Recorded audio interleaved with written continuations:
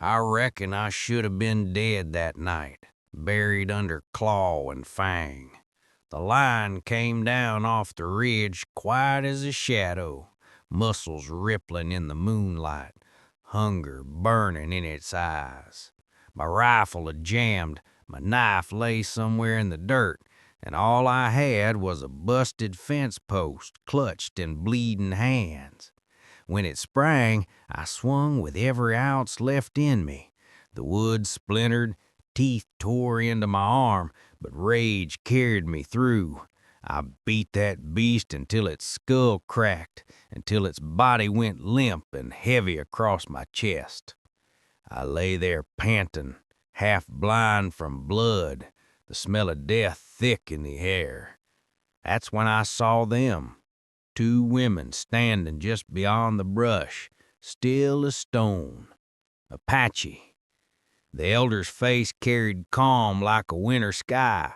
The younger's eyes sparked with something I couldn't name. Neither reached for a weapon, neither ran. They just watched. "You should not be alive," the elder said finally, her voice low, certain. I spat blood into the dirt and tried to laugh, though it came out ragged. Story of my life. The younger stepped closer, crouched, and pressed her hand against the lion's hide. She brushed away the matted fur near its belly, then pried something loose from beneath the carcass. A small bone, carved deep with markings I'd never seen before. She held it out toward me, like it belonged to me. "Our chief waits for you," she said, calm as if she had told me the sun would rise. The world tilted. I stared at that bone, the grooves catching firelight from the moon, my body trembling with a weakness I wouldn't admit. All I knew was I hadn't the strength to argue. My arm burned where the claws had raked me, blood soaking through my shirt. "Name's Boon Carter," I muttered, though it felt holler, as if they already knew. The elder nodded once. "Ayanna," she pointed to herself, then her sister, Naeli. "You are not finished yet, Boon Carter. That much is clear." I wanted to tell him I was finished, that I was a broke rancher clinging to fence posts and bad luck. But when Ayanna tore a strip of cloth and bound my wound with steady hands, I didn't protest. I let her, because the truth is, I couldn't walk away. Not from the bone, not from those eyes, not from the way fate had suddenly grabbed me by the throat. Dawn came pale and cold. The sky streaked pink over the jagged ridges. My arm throbbed like a furnace under Ayanna's dressing, the smell of crushed herbs seeping through. I sat propped against a cedar trunk while the sisters murmured in their tongue, words sliding like river water. Every now and then, Naeli's gaze flicked back to me, as though measuring how much man was left in my body. "You fought with persistence," Ayanna said at last, her English clear but accented. "It is why the chief watches." I gave a dry chuckle that tasted like iron. "Chief's wasting his time. I'm just a rancher with bad fences." She shook her head. "Persistence is survival. Survival is strength. That is what our people see." Before I could answer, the sound of hooves drifted down the canyon, more than a few, riding light and fast. Naeli straightened, palm brushing the hilt of her knife. Ayanna only watched the bend in the trail. Moments later, 4 riders appeared, their ponies picking careful steps over the rocks. At their head rode a tall man with braids tied tight and eyes that weighed like stone. He dismounted with fluid grace, boots crunching the frost. "Itan Khan," Ayanna greeted him, and for a moment brother and sisters stood in silence, exchanging looks heavier than words. Then his gaze fell on me. "This is the man?" "I killed your lion," I rasped, though it sounded childish even as I said it. He crouched by the carcass, fingers probing the matted fur. When Naeli handed him the carved bone, he turned it over, brows knitting. "These are not ours," he said. "Land claim markers, left by white men, but carved to look like ours. Cattlemen drive predators into our hunting grounds, hoping we fight back and give 'em reason to take our land." A chill slid through me. I'd known men like that, ruthless and patient, the kind that pushed with one hand while holding the law in the other. Etan rose, slipping the bone into a pouch. "Our chief must hear your words, Boon Carter. You stand where paths cross." I shifted, the pain in my arm a dull roar. "I've always treated your people fair, but that doesn't make me part of this." Iona met my eyes. "You are already part of it." The weight of her certainty pressed on me harder than my wound. My ranch sat on the edge of everything. Apache lands to the north, Baxter cattle to the south. I'd thought of it as a curse. Now it felt like a noose. But I didn't deny my past kindness, and I didn't run. Some part of me, the stubborn part that killed the lion with splintered wood, stayed seated, waiting to see what came next. By midday, the sun beat down hot enough to sting the wound beneath Ayana's bandages. I sat my horse stiffly, one they'd loaned me, a rangy bay with a temper like my own. The trail wound north through country I'd ridden before, yet everything felt strange, like I was seeing it for the first time with someone else's eyes. Behind me, the sisters rode in silence, and up front, Intakon led the way, posture straight as a spear. Ever so often, he'd glance back, measuring me. I tried to hold a stare, though my insides churned. We halted at a ridge where the valley spread wide, scrub land rolling toward my ranch, its crooked fence line a thin scar against the earth. From here I could see what I never wanted to, how my patch of dirt stood square in the middle, a stubborn cork holding back the flood of Baxter cattle pushing east. "You understand now," Etankin said, gesturing with a sweep of his hand. "Your small ranch blocks their trail. They cannot grow without taking it. You are the thorn." I swallowed hard, throat dry. Never thought my sorry spread was worth killing for. Naeli's laugh was sharp, humorless. "You are blind if you think men will not kill for land. Always land." Her words hit me harder than the lion's claws had. I'd spent years patching fences, nursing sick calves, drinking myself to sleep when the debts piled too high. My land felt like a burden, a sentence, but now they spoke of it like it was a battlefield. Etankan guided his horse closer. "Our chief has watched you many months. You choose not to sell. You fight the weather, the debt, the hunger. Why?" I looked away, embarrassed by the truth. "Because it's mine. Only thing I ever had that couldn't walk away." Iona murmured something soft in Apache, and I caught the word for roots. The silence stretched. Then Etankan drew a long breath. "Chief Takapota calls you. You will ride with us." It wasn't a question. I stared back toward my ranch, smoke still curling from the chimney, fences leaning like drunks, a place that had near broke me. Every instinct screamed to turn back, to dig in and stay small, but deep down, I knew small was gone. I reached down, tightened the cinch on the bay, and nodded once. "All right, I'll hear what your chief has to say." The decision sat heavy in my chest, like stepping into boots that weren't mine yet, but I couldn't deny it. I wanted to know why they thought I mattered. The valley they led me into lay hidden behind a wall of cliffs, a green hollow where water ran clear and the wind softened. I'd heard whispers of such places, but never thought I'd see one.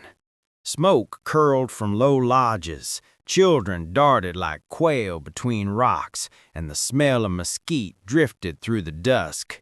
For a man who'd been alone too long, it felt like stumbling into another life. They brought me straight to the council fire, a circle of stones glowing red under a sky darkening to indigo. Figures sat around it, elders wrapped in blankets, young warriors standing behind them like shadows. At the far side stood a tall, thin man with a face lined like dry creek beds, Chief Takakota. His eyes were pale gray, sharp as flint. Etunkin introduced me without ceremony, and the chief motioned me closer. I felt the weight of every gaze as I stepped into the firelight, the heat licking my face. My arm ached beneath Ayana's bandage, but I held myself straight. Takakota spoke in measured English. "You live on the edge of our hunting grounds. You know the men who push cattle. You know their tricks." I nodded once. "I know the kind. You have not sold your land, though they offer money? Money don't fix a man who sold his last scrap of pride."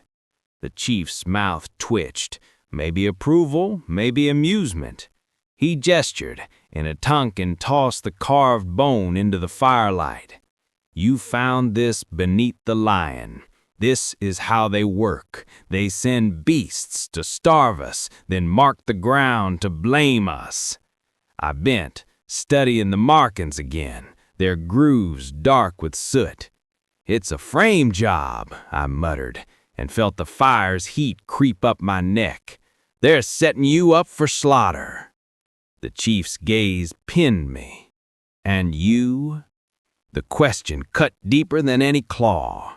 My first instinct was to say I wanted no part of it, but all those years of small kindnesses, letting their hunters water at my well, turning back drifters with bad intentions, rose in my mind like ghosts.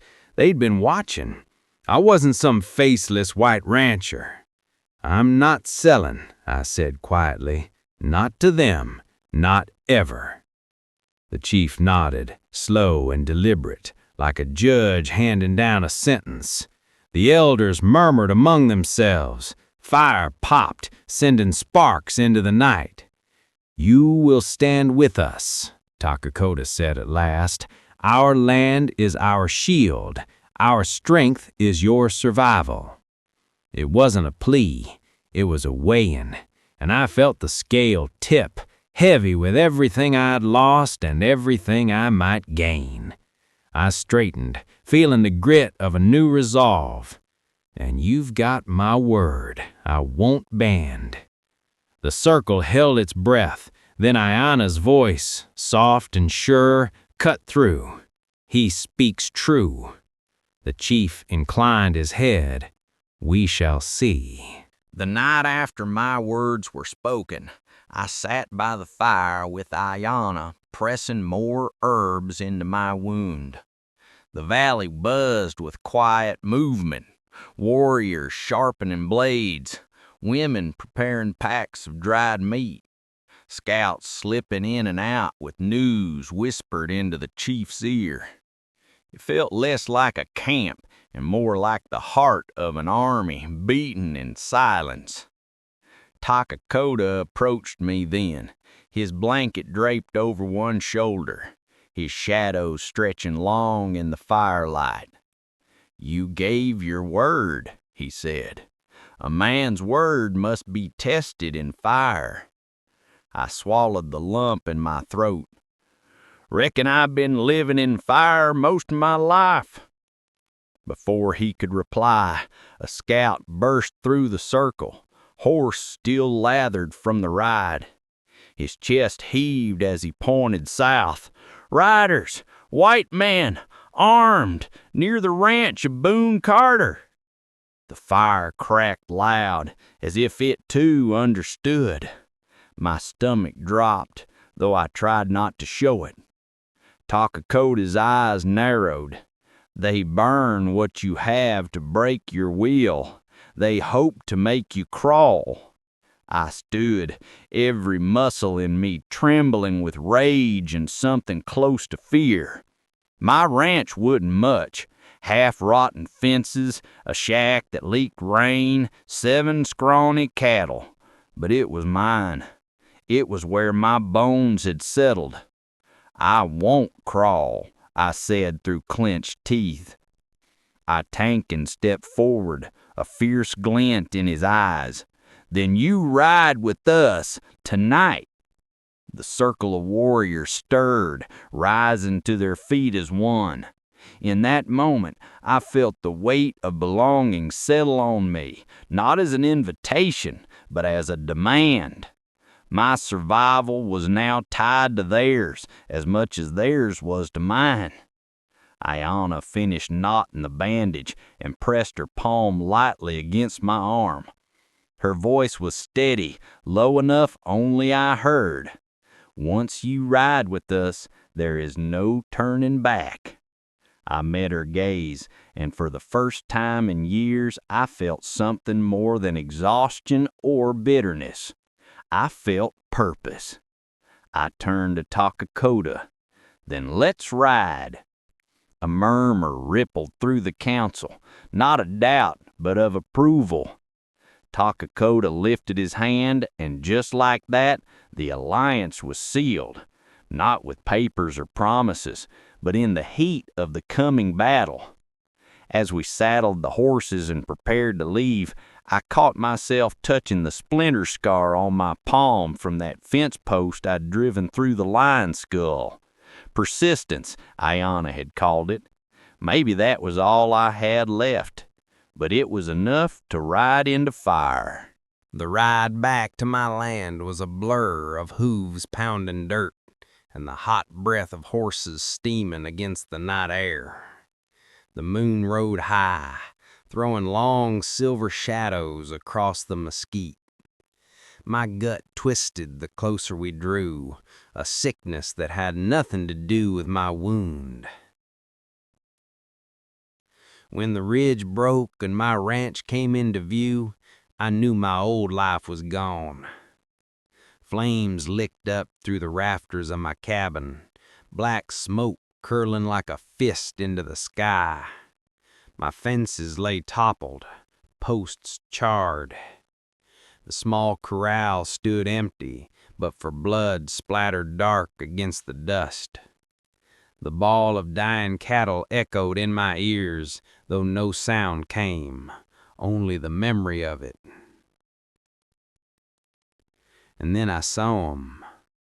A half-dozen hired guns lounged near the burning cabin, rifles slung lazy across their laps, eyes gleaming in the firelight. They didn't flee at our approach. They wanted me to see.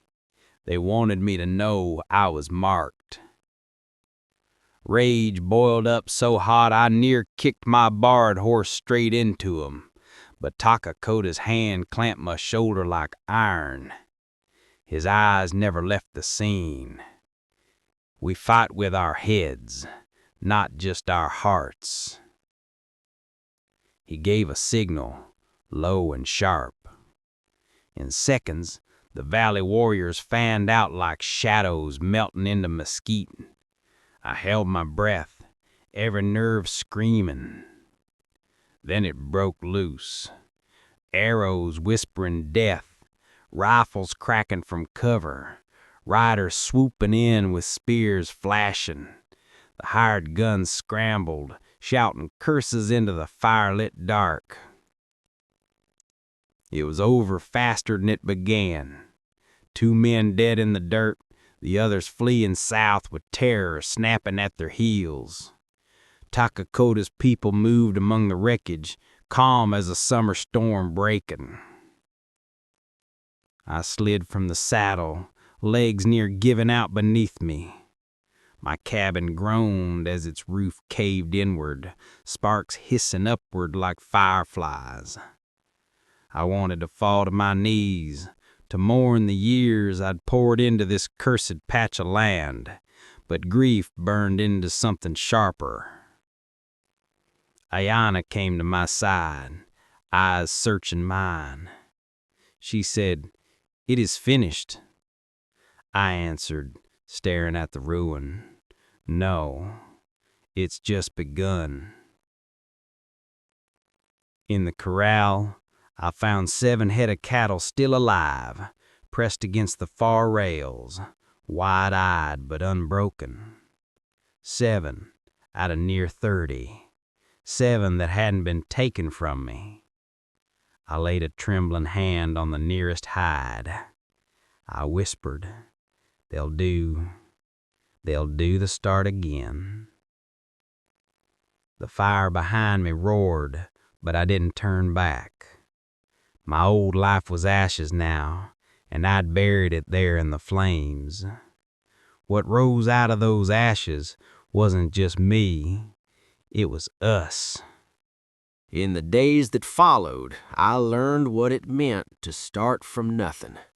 My boots still smelled of smoke from the ranch I'd lost, but the Apache Valley became my camp, my refuge, my new beginning. The chief didn't waste time with sentiment. He spoke plain. Survival required more than rifles and spears. It required names on paper, words in courts, the kind of weapons white men had sharpened for centuries.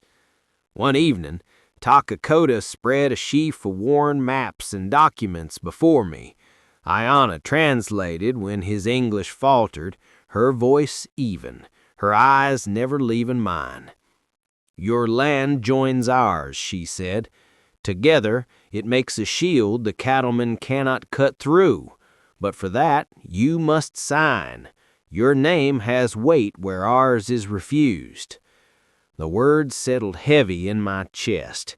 I'd never been much for lawyers, never trusted a man who fought with ink instead of blood, but I saw the wisdom plain. Bullets might win a night, but papers decided lifetimes. Before I could answer, another rider thundered in, horse lathered and eyes wild. His news spilled fast. Baxter men claimed Apache raids had stolen cattle. They'd ridden east to the fort, demanding soldiers be sent to keep the peace. The council fire flared with anger.